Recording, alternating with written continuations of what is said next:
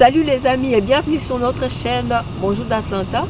Aujourd'hui on est là pour vous parler de quelque chose que les gens se plaignent ici aux États-Unis.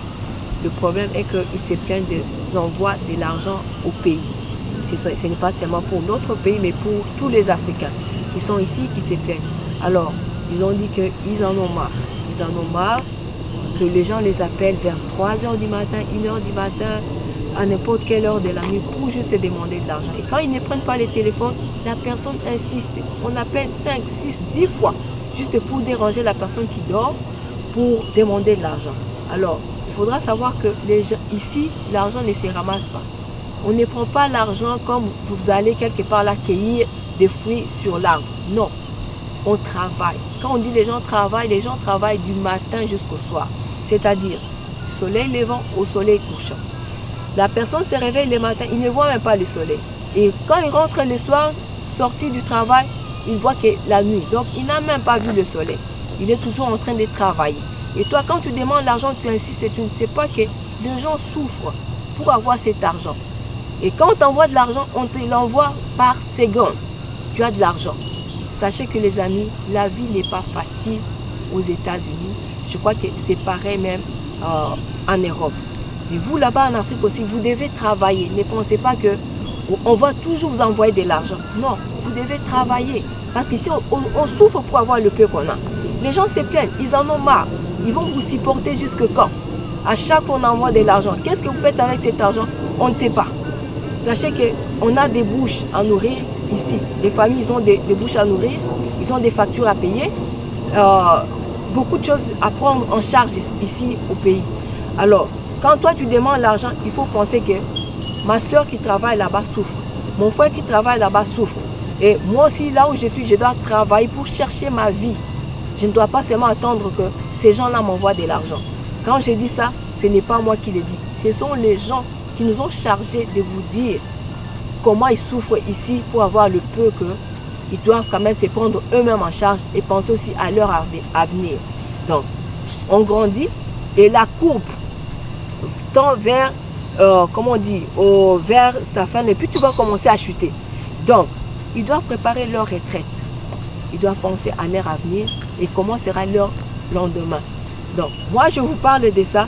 Ma soeur qui va venir là, elle va vous expliquer comment les dépenses se font ici aux États-Unis. Je crois que c'est pareil aussi en Afrique, non, en Europe.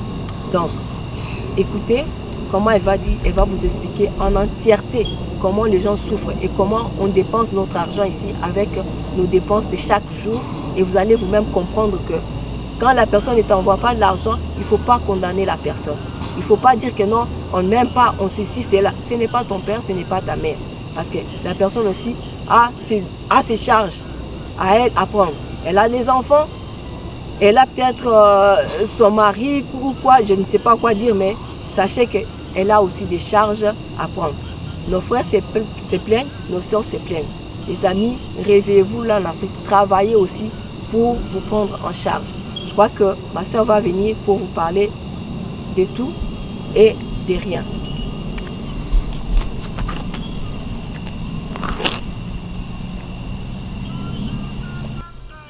Bonjour les amis et soyez les bienvenus sur notre chaîne.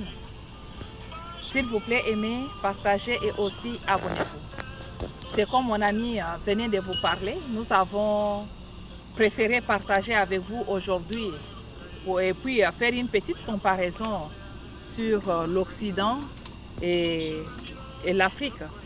Nous allons parler spécialement des gens qui vivent ici en Occident et qui ont leur famille en Afrique. Il faut toujours savoir que nous avons chacun sa destinée. Chaque personne est responsable de sa propre vie et non celle de son frère, de sa sœur ou de qui que ce soit. Et aussi, la charité bien ordonnée commence toujours par soi-même.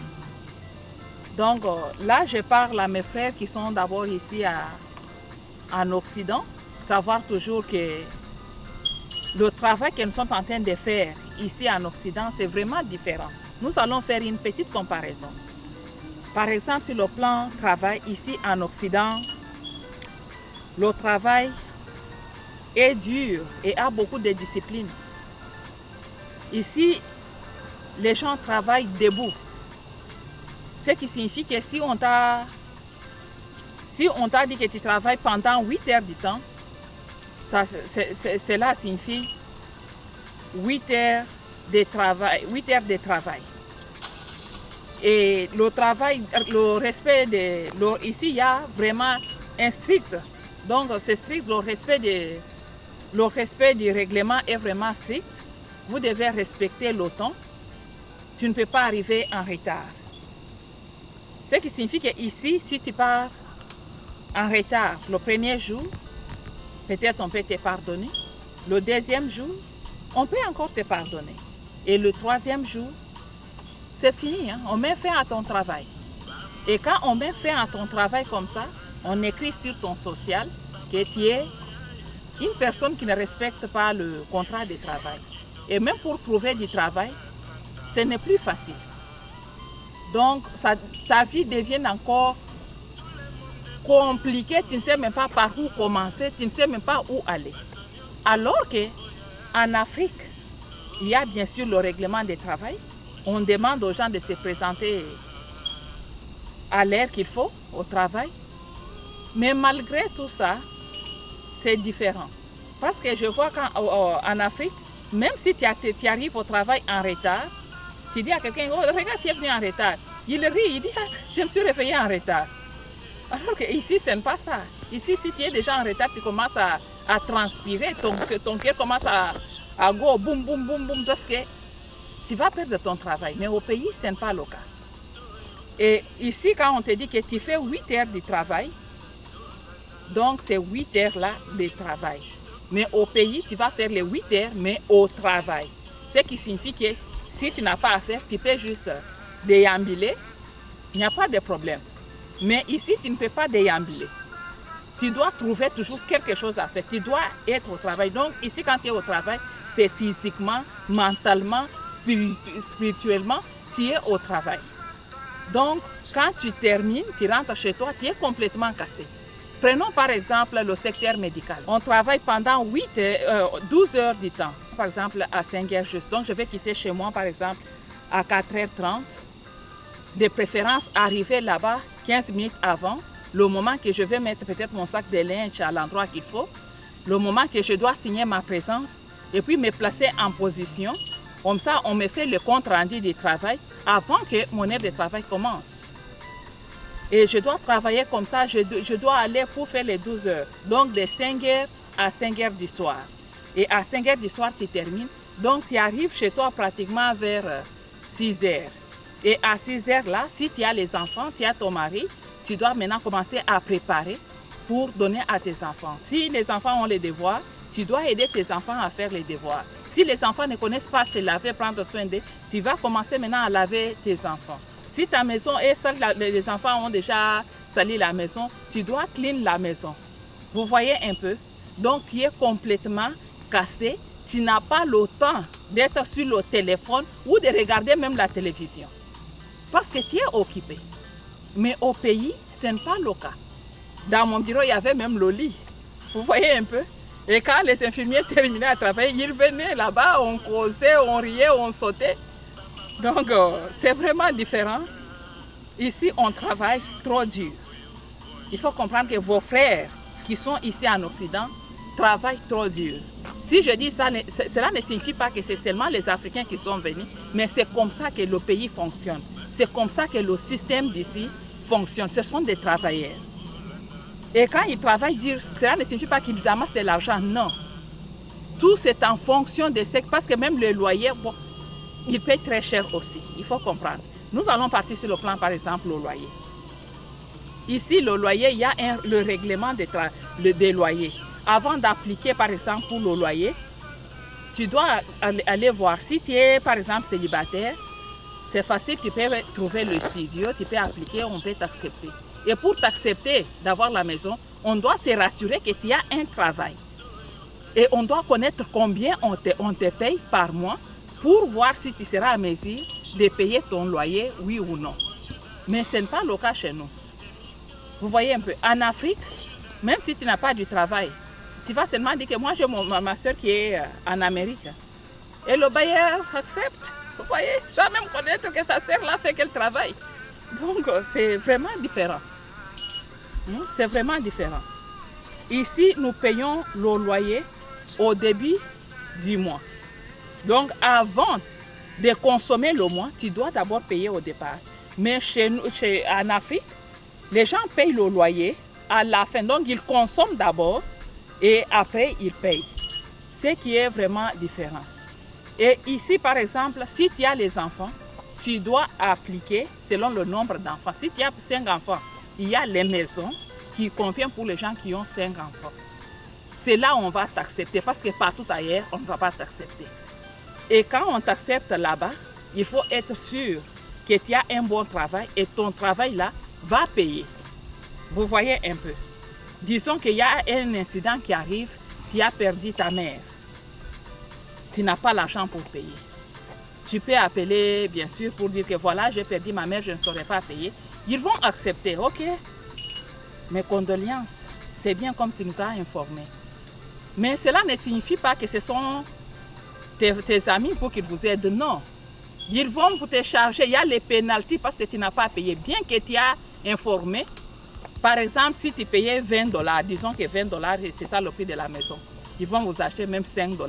Au lieu de payer $20, tu vas payer $25. Mais chez nous, en Afrique, ou pour les gens qui vivent en Afrique, s'il a perdu par exemple sa mère et il demande au bailleur, le bailleur va accepter. Et il ne va pas ajouter quelque chose. Ici, si tu fais le premier mois, comme tu as le deuxième mois, tu n'as toujours pas l'argent. Tu vas seulement voir un jour les policiers à la porte, on te fait sortir. Il n'y a pas pitié. Mais si tu es en Afrique, le bailleur aura pitié de toi. Vous voyez un peu de quoi je parle. Il faut bien me comprendre. Je voulais juste vous montrer que ici, vos frères souffrent. Ils souffrent, ils travaillent trop dur. Ils ne font pas de jeux, ils ne font pas de blagues. Alors maintenant, sur le plan, par exemple, scolarité. J'ai vu sur les réseaux sociaux, des gens parlaient que non, aux États-Unis, l'école primaire et secondaire, c'est gratuit. Alors qu'en Afrique, les parents payent pour leurs enfants. Oui, peut-être ça, c'est la vérité. Mais attention, ici, l'école primaire est gratuite, l'école secondaire est gratuite. Mais quand l'élève termine, il n'a pas de profession. On l'a juste aidé, on l'a juste formé pour aller faire l'université. Alors qu'en Afrique, quand l'élève termine l'école secondaire, il a la profession. Et disons que la personne qui a fait l'ITEM, il devient directement infirmier, quoi. La personne qui a fait la coupe et couture, elle est couturière. Et la personne, par exemple, qui a fait la pédagogie, elle devient enseignante à l'école primaire. Mais ce n'est pas le cas ici. Et maintenant, pour aller à l'université. Ici, à l'université, nous payons 30 000, 40 000, 60 000 $ et plus. Et cela dépend de l'université là où tu vas. Alors qu'en Afrique, ce n'est pas le cas. Avec 150 ou 200 $, tu peux terminer l'année sans beaucoup de difficultés. Vous voyez un peu de quoi nous parlons ici. Mon ami avait déjà dit que nous sommes juste la voix des gens qui pleurent. Les gens se plaignent. Hier, nous étions dans une conférence quelque part où on parlait, il y avait beaucoup d'Africains. Presque tout le monde se plaignait de la même façon. Les gens qui sont en Afrique ne connaissent même pas consoler leurs frères. Quand le téléphone sonne qui vient d'Afrique, directement, la personne, son cœur commence à battre. Qu'est-ce qui se passe? Et quand elle prend « Allô? Ah, est-ce que ça va là-bas ?» Quand tu dis seulement que oui, ça va, ah, mais ici, il faut savoir que ça ne va pas. Hier, mon enfant était tombé, tout ça, je l'ai amené à l'hôpital, on a demandé autant d'argent. Il faut un peu faire au plus vite que possible. Sans même connaître si ton frère a de l'argent ou n'a pas de l'argent. C'est vraiment déplorable. J'ai vu encore un autre monsieur qui me dit qu'il a envoyé $500 à son frère qui voulait acheter les médicaments. Après 2 jours, le même frère rappelle pour dire que non, en tout cas à la maison, ça ne va pas. Il faut savoir que tu as envoyé l'argent pour les médicaments, mais nous devons aussi manger. La personne qui dit que tu veux me dire que les médicaments, là, tous les médicaments, là, c'est $500, j'ai envoyé beaucoup d'argent, il utilisait cet argent pour manger. Son frère au pays qui lui dit que non, l'argent là, j'avais beaucoup de dettes, j'ai payé les dettes. Toi, tu pensais que c'était beaucoup d'argent? 500, c'est quoi? Ça ne peut pas aider à quelque chose, j'ai beaucoup d'enfants. Ce qui signifie que si j'ai aidé telle personne, je dois aider l'autre, je dois aider l'autre, je dois aider une seule personne. Et ma vie maintenant, comment moi je vais vivre? S'il vous plaît, ayez la responsabilité. Prenez vos responsabilités à main. Il ne faut pas les mettre sur les dos des autres. De toutes les façons, moi, je vous aime beaucoup. Si vous avez des questions, il faut nous poser. Nous allons vous aider comment travailler. Même si nous ne vivons pas au pays, mais nous sommes à mesure de vous aider. Parce que nous sommes des gens qui parlent avec les autres. Il faut apprendre à parler avec les gens. Il faut apprendre à poser un peu des problèmes, des questions aux gens qui vivent dans votre environnement pour voir ce que vous pouvez faire. Ce n'est pas bien de mettre son poids sur le dos de quelqu'un d'autre. Et puis se fâcher, gonfler là-bas, gronder même. Ce n'est pas ça. Hein? Prenez vos responsabilités à main. S'il vous plaît, aimez, partagez et aussi abonnez-vous. De toutes les façons, je vous aime. Au revoir.